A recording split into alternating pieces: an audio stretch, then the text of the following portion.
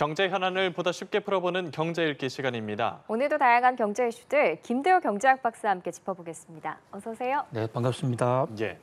은행들의 대출 조이기에도 주택담보대출의 인기가 꺾이지 않고 있습니다. 어떤 심리가 작용했다고 볼 수 있을까요? 예, 일단 금리 인하, 그러니까 미국에서부터 시작된 기준금리 인하가 전 세계적으로 확산이 되고 있고 우리나라도 시간의 문제지 결국은 금리를 내릴 것이다라는 기대가 확산이 되고 있기 때문에 예. 금리 인하기에 적은 금융 부담으로 집을 사는 게 유리하지 않겠느냐라는 인식이 첫 번째고요. 또 하나는 지금 우리가 전세 제도에 4년 전에 정확하게 2020년에 계약갱신 청구권 제도와 상한가 제도를 도입을 해서 4년 동안은 가격을 올리지 못하고 살 수 있도록 하는 그런 제도를 임차인을 위해서 만들었습니다. 네. 그런데 그게 이제 첫 만기가 올 가을에 지금 집중적으로 돌아오고 있거든요. 그러다 보니까 집주인 입장에서는 지난 4년간 못 올렸고 또 앞으로 4년간 못 올릴 테니까 이번에는 무조건 나가라. 그리고 그 대신에 전세금을 높여받겠다. 이러니까 전세금이 오르고 전세금이 오르는 걸 보니까 임차인들은 이럴 바야 내 집 사지 이런 인식. 그다음에 또 세 번째로는요. 지금 물가가 최근 와서 좀 상승세는 누그러졌지만 약 3년 동안 인플레가 계속 진행이 됐습니다. 그러다 보니까 인플레 시대에는 결국은 이 인플레 해칭을 하기 위해서는 실물밖에 없다.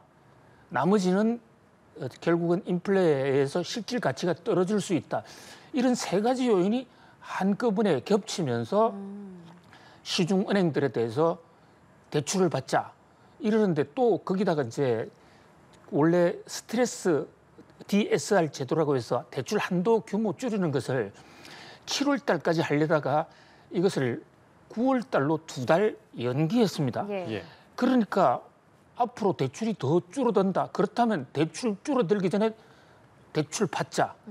이래서 그래서 거시경제적, 미시경제적 요인을 다 합쳐서 네 가지 요인이 한꺼번에 집중이 되면서 지금 은행의 대출 수요가 폭증했다. 이렇게 볼 수 있습니다. 그래서 그런지 대출 조건이 점점 더 까다로워지고 있는 것 같아요.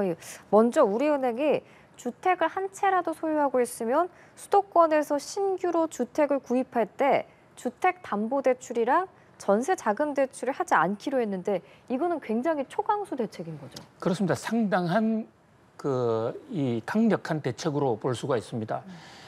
집이 한 채라도 있으면 그것은 가계주뿐만이 아닙니다.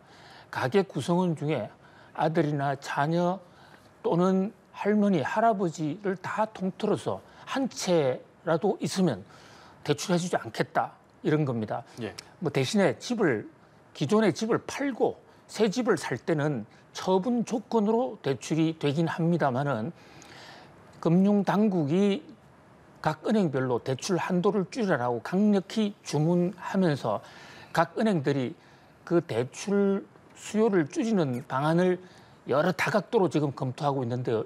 이미 오늘부터 DSR 제도, 그러니까 총부채 상환 비율에 따라서 대출 한도가 거의 모든 국민에 대해서 상당히 줄었습니다.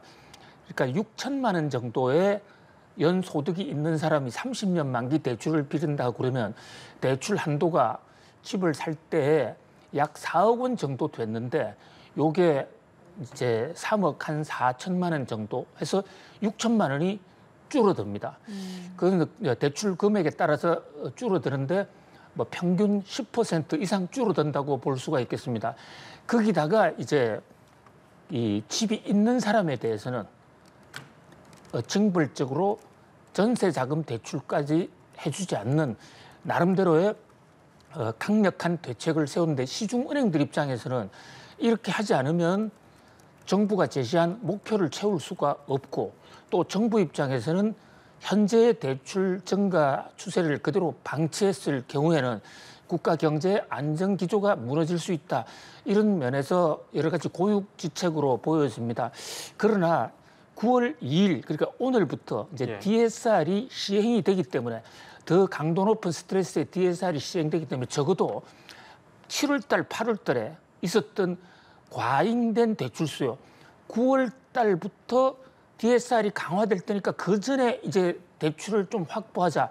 그런 수요는 오늘부터는 없을 것이거든요. 예. 뭐 그런 면에서 9월 달에 뭐 이런 정부의 강력한 대출 억제 정책과 맞물려서 좀 대출을 무조건 바꿔보자는 영끌 대출 분위기가 좀 사라질 수도 있지 않을까 기대를 해봅니다. 예. 그럼 말씀하신 대로 가계대출 영향은 조금 줄어드는 방향으로 이동할 텐데 그러다 보면 자금 융통이 어려워지면서 부동산 시장 반응도 좀 요동칠 것 같거든요. 대출 조이기가 집값 안정으로까지 이어질 수 있다고 보십니까? 그렇습니다. 이 결국은 가격이라는 것은요. 가격 메커니즘에 따라서 수요와 공급에 따라서 예를 들어서 수요가 공급보다 많으면 가격은 오를 수밖에 없는데 네. 우리가 경제학에서 말하는 수요라는 게 내가 사겠다라고 욕심을 내는 그 생각, 사겠다는 의지를 갖는 그것을 수요라고 하지 않습니다.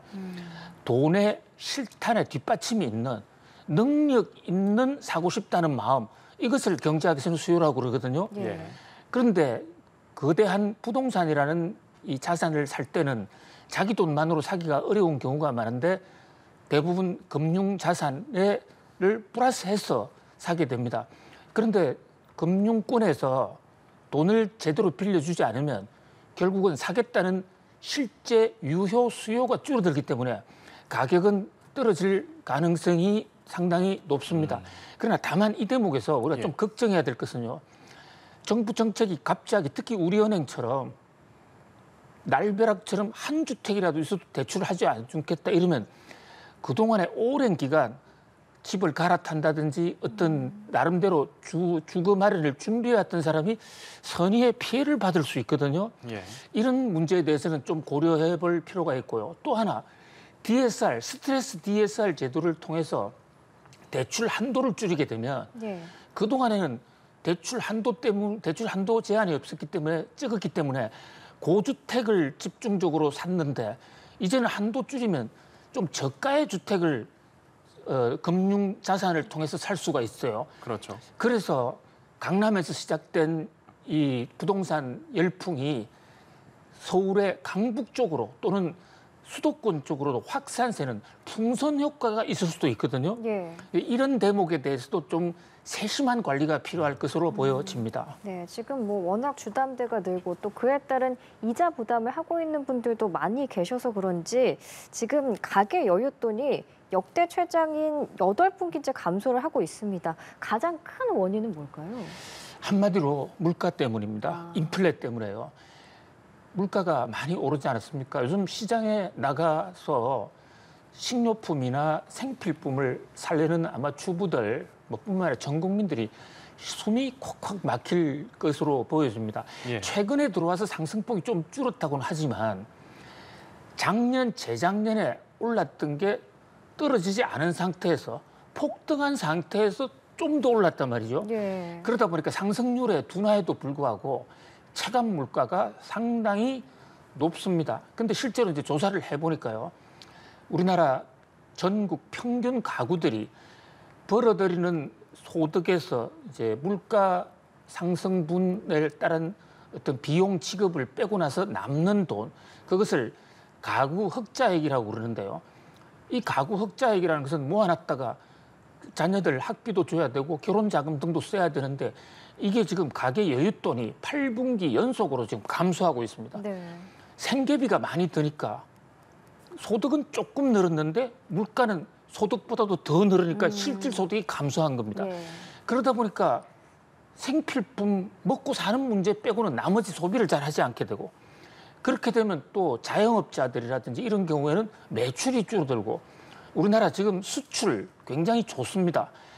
전 세계적으로 한국 경제 지금 수출은 어느 나라보다도 잘 되고 있거든요. 그래서 이게 조금 확산이 되면 우리 경제가 좋아지겠지만은 그러나 지금 현 상태에서는 그런 그 수출 증가가 가계로 확산되기 전에 그동안에 물가가 너무 높았었기 때문에 물가에 대한 쇼크 때문에 모든 대부분의 가게들이 좀 위축된 또 소비를 좀 절약하고 다다음 분기로 좀 연기하자. 그런 분위기가 역력하다. 이것이 이번 도시가계 여윳돈 조사에서 극명하게 드러났다. 이렇게 볼 수 있겠습니다. 예, 이런 가운데 내수 경기를 가늠할 수 있는 지표 중 하나인 신용카드 이용 금액 증가율이 하락한 걸로 집계가 됐거든요. 특히 20대 이하의 신용카드 이용 금액 감소세가 현저하게 가팔랐는데 이 부분은 어떻게 보고 계세요? 그렇습니다. 소비 지출을 가장 빨리 알 수 있는 것은 신용카드 사용액입니다. 나머지 뭐 물건 판매액이라든지 출하량 이것은 일정 기간이 지나서 통계가 나오는데 말해서 신용카드는 오늘 제가 쓰면 예, 그거 자체가 바로 통계에 잡히고 예. 할부로 쓴 경우에는 몇 달 후에 지불해야 될 것까지도 신용카드 집계에 잡힙니다. 그런 면에서 신용카드 사용액은 소비량 또 경기를 판단하는 데 있어서 가장 살아있는 지표로 보이는데 지금 신용카드 사용량이 그래픽에서 보시다시피 좀 부진한 그런 모습입니다. 예. 예. 특히 20대 이하 젊은 층이 급격히 지금 줄어들고 있거든요.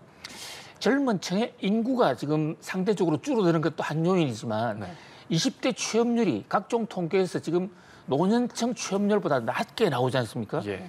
그러니까 일자리가 없는 상태에서는 신용카드도 함부로 쓰기가 어렵고 예. 또 일부는 이 부동산 연끌 투자라든지 부동산 막차를 타서 거기에 자금이 물려 있는 그래서 돈을 쓸 수 없는 여러 가지로 지금 청년들의 고통이 그 어느 때보다도 좀 심하다 이렇게 볼 수 있겠습니다. 네, 지금 물가가 높아서 내수 부진이 이어지고 있는 상황인데 특히 농수산품 물가가 높잖아요.